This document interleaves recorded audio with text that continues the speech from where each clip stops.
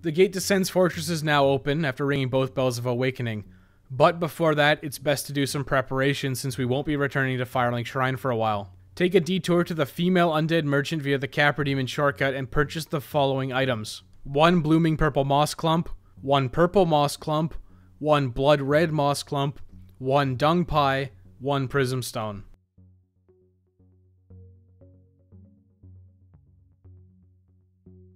Now return to Firelink Shrine and go to the elevator shortcut to the parish. About a third of the way up, jump off and land on the roof.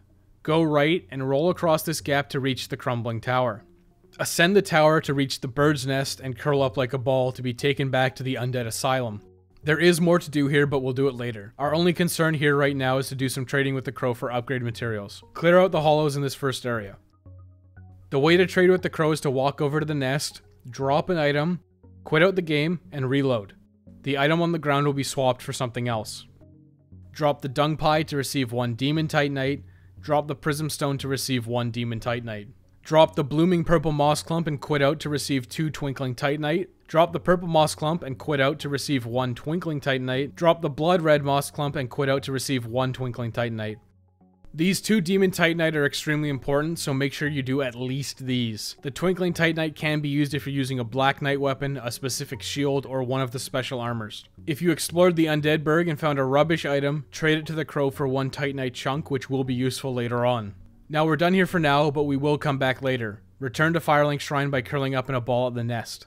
You should have picked up a large titanite shard in the swamp by Quelaag in one of the depths. It's recommended here to do the following upgrades. If you need souls, you can abuse the Hellkite Drake Bridge again. Upgrade the scimitar to +5 and ascend it to +6 by using one of the large titanite shards. You can farm or buy more large titanite shards soon, so don't worry about it too much. This will save you a trip back to Andre, as he's the only blacksmith that can take a weapon from +5 to +6 by using the large ember. This is a core component of making Quelaag's Fury Sword, and the Demon Titanite we gather will let us get to +5, the maximum upgrade level, right away. Make sure you upgrade your scimitar to +6 here. You definitely don't want to make a trip back from Anor Londo through Sens just to ascend your scimitar. Also make sure to get a lot of arrows. At least 300, preferably 500, to maxed out at 999. These will be needed for the upcoming segments and are otherwise just helpful to have. Now if you have spare souls or feel like grinding, upgrading your longbow to +5 will also speed up this next part and a few parts later on. You should now kill the Titanite demon in the path between the Undead Parish and Darkroot Garden. This will always yield 1 demon Titanite, and it's critical to our strategy coming up. With a +6 weapon and your current levels, it shouldn't be too difficult. You can cheese it with a bow from the hallway, but you will need to fight one legitimately, so it's good to get some practice in. Titanite demons have a lot of health and generally don't respawn. You can block most of their attacks, which makes things really easy.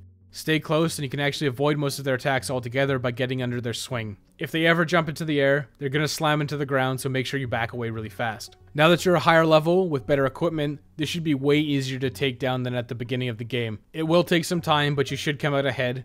Kill it and take your Demon Titanite.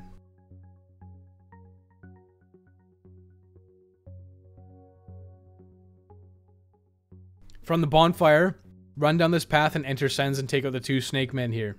These guys are strong against most attacks and have high poise, so be cautious. They are weak versus fire damage, so if you have pyromancy like combustion, it's a great opportunity to try it out. You can lead one of them to an arrow trap and use it to kill one of them. Otherwise, just slowly back away, bait their attacks, and take a hit on them. It's slow going, but safe to do it this way. Backstabs will also work, so keep that in your back pocket. Explore this area for any treasures. In the next room, there will be several swinging axes and a narrow walkway. Before we cross, we're going to kill a bunch of enemies with our bow to get 1 more Demon Titanite for paltry effort, but a good chunk of time investment. There are multiple Titanite demons down here, but all we need is 1 Demon Titanite, provided you did the trades with the crow. Looking down, you'll see 3 snake mages. You'll want to snipe them all. Using a +0 short bow with the Hawk's Ring took a long time. The Hawk Ring isn't actually available until Anor Londo, whoops, but the longbow should have enough range to take them down. A +5 longbow will yield better results here. Take out these 3 snake mages with arrows. Looking up, there is 1 more snake mage. You can snipe it if you want, but you can also ignore it. Once all these snake mages are dead, snipe the snake man on the walkway and wait for it to come to you. If you're lucky, the axes will knock him off into the water below. If not, just dispatch him the same way you did the other 2. Just make sure you fight him on your side of the bridge. Now run to the other side avoiding the axes and jump down to the platform with the now dead snake mages. From here you have a clear shot at the Titanite demon in the water. So snipe it and it won't retaliate. After it's dead, jump down and claim your prize of a demon titanite. Use a homeward bone or your dark sign to get back to the undead parish. Of course, you can try to get up the legitimate way if you want, or fight some extra titanite demons down here, but it's not necessary. Get back to the parish any way you can. It's time to tackle Sens Fortress for real. Make your way back to where we were before. Ignore the mages on the bottom this time, they won't be an issue. Snipe the one up top if you want, but continue across the bridge. Take out the snake man and turn left to ascend some stairs. Avoid these swinging axes and take out the snake mage if you didn't snipe it before from the bottom. Put up your shield as you walk over a pressure plate and deflect the arrows coming your way with your shield, or move out of the way. Pick up the 2 large titanite shards in this chest before moving to the next room. You can return to Andre to ascend your weapon here if you haven't yet. Ignore the stairs down on your left here and the snake soldier that's just kind of chilling down below. Walk across this path and stop before the doorway to see a snake man pop up, only to be crushed by a boulder. After the boulder goes by, sprint left up the staircase and take refuge in the doorway. Optionally, you can run up to the top and take out a snake mage. This room has a ring of steel protection, which isn't overly useful. You could also jump down and grab a Shotel and talk to Sigmire of Katarina if you'd like to have some more story with him, but again, that's not necessary. Afterwards, make your way back up to the fog door and go through. Keep your shield up here at all times. You'll cross a pressure plate which will fire arrows at you. This time they come from behind, so make sure that you turn around. Take out this snake man in the usual way, probably backstabs, before heading up the stairs. Wait in this doorway for another boulder to roll by. Once it passes you, turn right and sprint up this staircase. If you're fast, you should make it to the top and clear the hallway before the next boulder launches. Afterwards, you'll want to turn this machine to redirect the boulder to the middle lane. This will hit the snake man that was chilling down below and break a wall, allowing you access to the new area. You should probably let it fire off a few more boulders to make sure that that snake man is dead. Turn the boulder machine again so it's not going to shoot you and head down to the new area. Use the master key to free Big Hat Logan, the advanced sorcery teacher. Logan will return to Firelink Shrine once you leave him. Also pillage the surrounding area of treasures before heading back to the boulder launcher. Reset the boulder launcher to the original position you found it in and let it fire off about 5 boulders. This will fill a hole and the final one will burst through a wall at the bottom, revealing some treasure. After firing a bunch of boulders, change the position and head back down this route. Run down the numerous staircases and pillage the treasure from the room with the broken wall before turning around and entering the room on the side.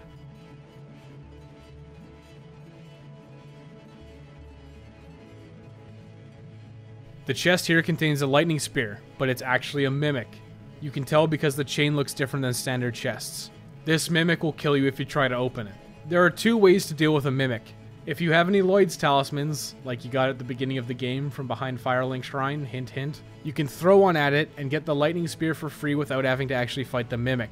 If you want to fight it, it's easy enough, just dispatch it with your standard arsenal, block its attacks, avoid its grab, and hit it until it dies. The lightning spear is actually equivalent to a plus 11 upgraded weapon. Considering we have maybe a plus 7 at best right now, obviously at this point it's extremely powerful. You should probably use it for the immediate short term at the very least. Return to the room with the boulder launcher again. This time head up the stairs to the hallway. There's another pressure plate here and you can and will get shot by arrows. Step on the pressure plate and stop. Keep your shield up and you'll be fine. Then proceed forwards. You'll eventually reach another set of swinging axes. Sprint through these. Now you have 2 options here. There's a snake man on your right who will likely aggro you, and a snake mage on your left at the top of the stairs. You can fight them both, or run past them. A quick hit from any weapon should push the snake mage far enough out of your way to allow you to run past it up the stairs. Otherwise you can fight them. At the top of the stairs you need to run down a rather thin bridge. It's not a huge issue, but slow down towards the final 3/4 of it to be able to time your sprint past the swinging axes. After you're across, turn right and sprint upwards to the fog wall. The pressure plate will shoot arrows, but they don't hit the top of the stairs. Just go through the fog wall. From here, you want to move left and up the stairs, and up the second set of stairs before turning to your right and dropping off the ledge with a broken wall. This leads to the bonfire at the top of Sens Fortress. Absolutely rest here. Drop off this area and make your way back to the top of Sens. Pillage any treasures you see here before moving onwards.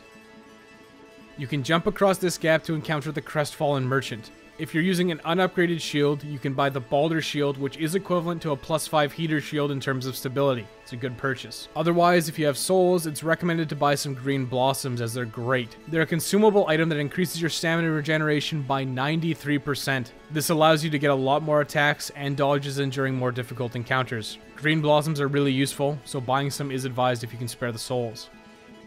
Descend these stairs, take out the snake mage at the bottom and pick up the cage key, then return to the top of Sens Fortress. Jump across the gap and continue forward, taking a right at the fork. Open the cage using the cage key and get inside it to descend. Or you can jump out of the way before the door closes. Regardless, you definitely want to set up this shortcut. This takes you all the way back to the second room in Sens Fortress, which effectively lets you skip the entire thing. It's extremely useful if for whatever reason you want to or need to return to the Undead Parish. Continue up the stairs and follow this linear path. Take out the only Balder archer in the game and prepare for a boss fight.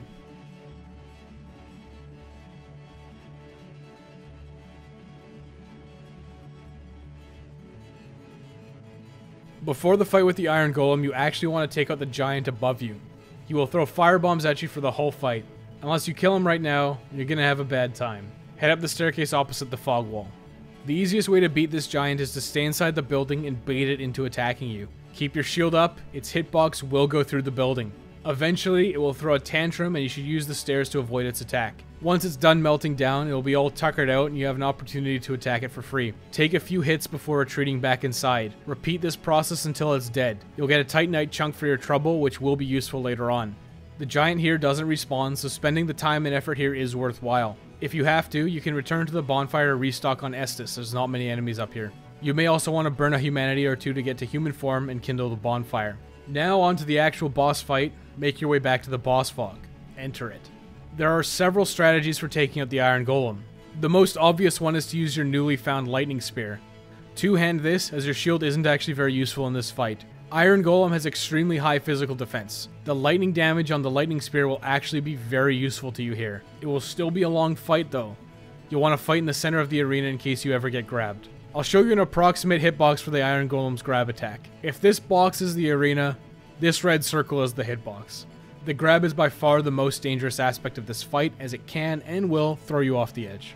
The Iron Golem is mostly harmless otherwise. Lock on is hit or miss here. You can try it out if you want, but not locking on is probably equally effective. You'll need to learn the timing on the stomps and attack the opposite leg when he's doing so. The rest of his axe swings and such are easy to dodge, so it should be fairly trivial. The not as obvious strategy is to summon Iron Tarkus. Be in human form by using a humanity at the bonfire, and from the boss fog, head right into the room and summon Iron Tarkus via his summon sign. Iron Tarkus can actually solo the Iron Golem provided he doesn't get thrown out and the AI goes your way. But again, if Iron Tarkus ever dies, you can just quit out, putting you outside the boss fog, resummon Iron Tarkus, and you retry the fight. It's no big deal. Summoning Tarkus is the easiest way to beat the Iron Golem. You can get free hits while it's focusing on Tarkus, and Tarkus can get free hits while it's focusing on you. But like I said, Tarkus can beat the Golem on his own if the RNG goes your way. The third way to beat Iron Golem is to win by ring out. Ringing out Iron Golem can be difficult, but it's actually more reliable than you'd think. You should immediately start the fight by sprinting towards Iron Golem. You want to fight him on this small area as it's easier to win by ring out. You need to deal enough damage to its leg to cause Iron Golem to lose its footing. Then continue dealing damage to its other leg and he'll fall backwards. If he's perpendicular to the lane, you can force him to fall off the ledge, resulting in an easy kill. This is risky, as if you get grabbed while attempting this, you're going to be thrown off too, just like Taurus Demon. But the run back isn't very long anyways, so it is worth attempting. Also, magic is pretty effective, but again, magic has and will always be ridiculously effective in Dark Souls. You can just clean his clock with magic. And also his cock. After the fight, head to the center of the arena and be carried off to Anor Londo via albino gargoyles. From here, descend the stairs, take a left into the building, and immediately hang a right and run straight. Then take a left and enter this room to access the bonfire. We'll tackle Anor Londo in the next video.